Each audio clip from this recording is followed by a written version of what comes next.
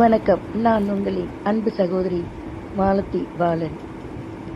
முதலில் வீடியோ பதிவில் வருகிறேன். காரணம் 1,00,000 தாண்டிய வியூவர்ஸ்க்கும் சப்ஸ்கிரைபருக்கும் நன்றி சொல்வதற்காக. நன்றியுடன் உங்களின் அன்பு சகோதரி மாலதி பாலன். வீடியோவிற்கு செல்வோம்.